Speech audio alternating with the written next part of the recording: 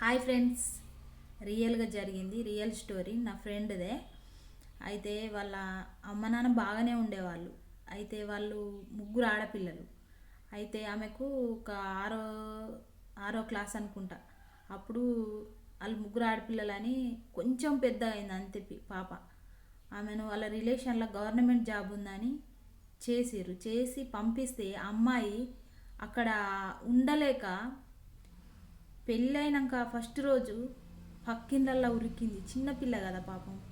పక్కింట్ల పొంటి అటు ఇటు తిరిగి ఇంటికి పారిపోయి వచ్చింది చిన్నపిల్ల.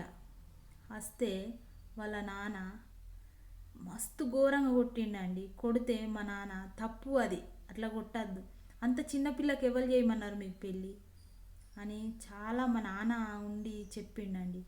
మేమైతే చాలా బాధపడ్డాం. అసలు అది నా కళ్ళ ముంగట జరిగిందండి రియల్గా.